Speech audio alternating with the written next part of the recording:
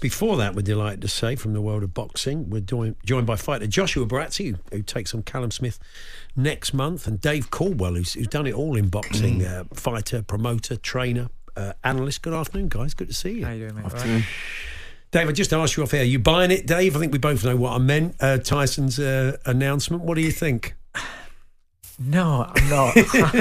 My first reaction is the AJ fight is just too big, and I think when it comes down to egos, all fighters have got an ego. You know, yes, it's business, and yes, you know, you're in there for, but everybody's got an ego, and they want to be seen as the best. And if you don't have this in our era, if you don't have AJ and Fury face off against each other, then there's always that question mark. And I think the first one that blinks, as in walks away and retires without fighting each other, is the one that will be looked at a little bit more, you know, a little bit less than the other. It's kind of got to happen soon. They can't leave it too long. I think it's I think it's close. Yeah, I think it's really close. I think you look at the is stage. This a bargaining chip, you think? Possibly so. I think that's it's a great way of, you know, just getting a little bit more leverage, or it might even be a smokescreen where the fight's virtually done, and just to throw everybody off the scent, you know, you come and you say surprise, it's made. That's it. Yeah. What did you think? Or it might be true. Yeah, it could well was. Yeah, there's always that option as well. Actually, yeah.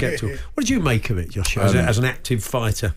That was quite surprising. Like Dave said, with the AJ fight being available, I can't quite work out this move, but that's the thing about Fury. You can never work out his next move. So everyone's now talking about it. So we'll see what happens. I mean, that's not, those fights don't really need sort of pre-selling, do they? I mean, they're fights that people really want. They're the fights they desperately want to see, much more than, say, a sort of trilogy fight with Usyk. I don't think there's the interest in that. It's been marinating for years and years and years, and you've got literally a split between the country on who, number one, who they want to win, and number two, who they think is going to win.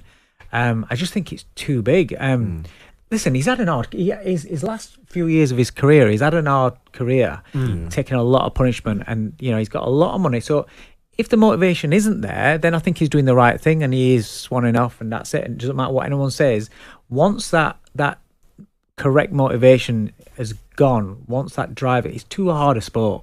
Forget the actual fighting. If you were retiring and that was the reason, wouldn't you say that rather than make some comment about Dick Turpin? It seems very maybe, but it's Tyson Fury. Yeah. You don't know how he's going to announce things. But I'd have thought that if somebody that's done his career, I would like him, if he was going to retire, I would like it to be a formal, proper, big, celebratory, sort of like, you know, a press conference, and that's what going through it there. I mean, it would be very Tyson just to say, that's it, bosh, I'm done. Yeah. Frank may come and say, well, I don't know where that came from, it's really caught me out. But you're right, you kind of feel he's had a great career, and he would deserve that little moment to say, that's it, I'm done, and get a proper send-off. I would think so. Yeah. Well, so you're fighting next month, Callum Smith. Joshua, how's it all going? How's training camp going? It's been good, yeah. There was no Christmas, no New Year, but I think it's expected, knowing I was fighting in February. So now it's been good.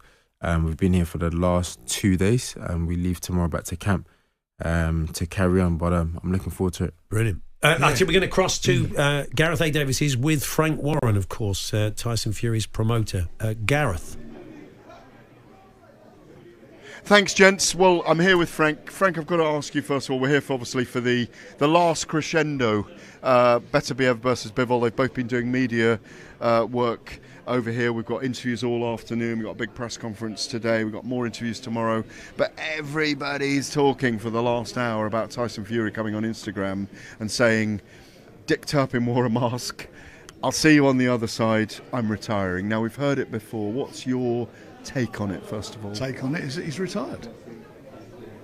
Have you rung him since he put that Instagram I only out? heard it. I got here. I've not had a chance. I'm doing all interviews here. He's retired. I'm not going to ring him and try and debate it with him. I said immediately after that fight, go away with your family, consider what you've got to do. You're a very, very, very wealthy man.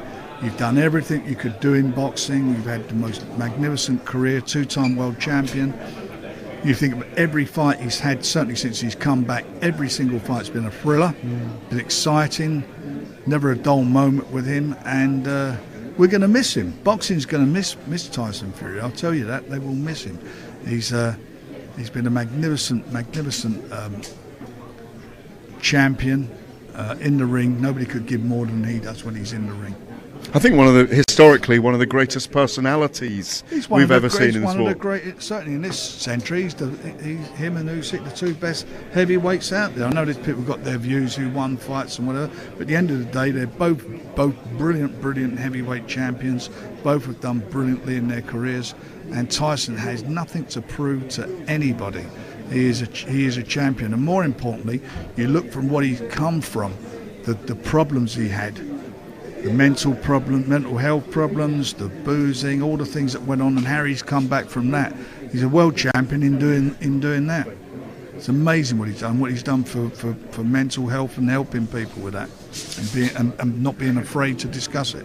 Did you maybe have an inkling that he might tell us that he was going to ride off into the sunset? I've got to be honest, I weren't too sure what he was going to do, but as I said at the start of this, whatever he wants to do, and he's decided, I am with him 100%. Nobody should be encouraging him to do anything. Whatever he does, it has to be his decision after he consults his family and his wife Paris. They've got 7 kids. They need to enjoy now the fruits of his labours.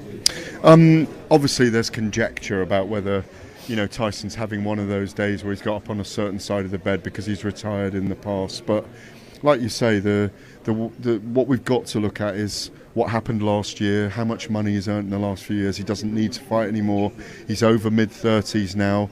And as you say, you have rightly said on so many occasions, the moment he says he's had enough, I'm backing him. You've backed him for 11, 12 years now. You've gone with him on an amazing journey.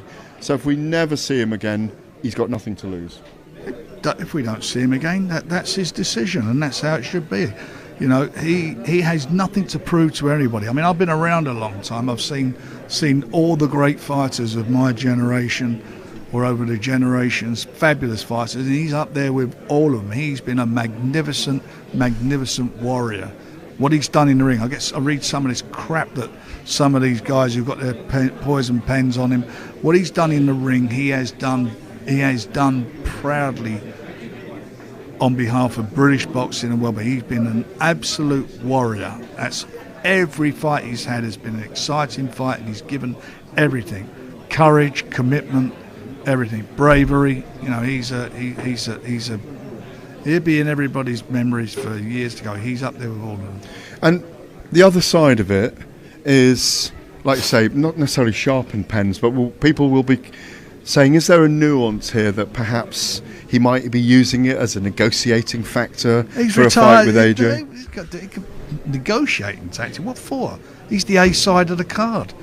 To get him back for more money. About his 2 fights against Usyk were close fights. AJ's last fight, he got absolutely poleaxed by Daniel Dubois. What are you talking about? He's the A side. AJ needs him. I do agree with that. I do agree with you on that. I mean, I think we'd all still love to see him fight AJ because we haven't got it in the era. You can't have everything you want or you love. So it is what it is. Most important thing is that he's happy. That's all that matters. Sod everybody else. As long as he's happy and his family's happy, that's what anybody should care about. Obviously, more will come out on this. We may not see Tyson. That might be it. Like you say, we may not hear from him again in the next few months till he's happy to be in public again, because I think it's his first pronouncement since the week in Riyadh. Talk to us about going forwards today for February the 22nd. It's an amazing, massive card. A cracking card. I mean, every fight on this card is well matched. Every fight is a rematch. The main event's a rematch of a really unbelievable fight the first time round. The two best of their generation at light heavyweight. 4 belts on the line. It's just an amazing fight, and I'm certainly looking forward to that. And then you look at the rest of the card. Well, the big one, the Dubois against Joseph Parker, massive. And the involvement of British fighters, Queensberry fighters. It's just magnificent. And that fight is an unbelievable fight, between Daniel and Joe Parker. I've just been in there. They've just done a face-off in there and a face-to-face talk. I tell you, if the fight's as good as that, everybody's going to be more than entertained. Oh, really? That's good, because neither of them are really talkers. What I've found fascinating about Joseph Parker with George Lockhart and Andy Lee is this kind of growing of his body over the last year because he thought he was going to fight Zhang again. Yeah. Getting up to 127 kilos. He's boiled back down to 121 now, and they reckon he'll be 4 kilos lighter. And yet Joe looks so much bigger. And I know they're both your guys, so it's a difficult one, but he does look good. I think it's going to be a special fight. It is. It's going to be a great fight, and the two of them both fancy each other. I mean, a former world champion, and with Joe, he's on a great roll. He beat Zhang, he beat Wilder. He's had a magnificent run, and here we are now with these two facing up to each other. You know, they're both. It's got great fight written all over it. We've got to go back to the studio very quickly, but do you think we'll see Chris Eubank and Conor Benn in the ring together this year? I've got no idea. I'm not really do you want to see them in the ring? Me personally, I can give a monkeys either way. I'd like to see both of them fight either Hamza Shiraz or Denzel Bentley and find out who's the best in Ilford or Essex, because the other two are in front of them.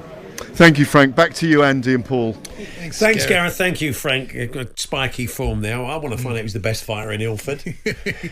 Was he talking about your fight, the light heavyweight fight? Yes. No, that's the two main events. Yeah, that's better to be a Bivol right. too, but you're on the undercard, Joshua, aren't you? Yeah. So we're going to talk a bit more about that fight, and Dave Caldwell's with us as well. On AM, on DAB, via the talkSPORT app and on your smart speaker. talkSPORT.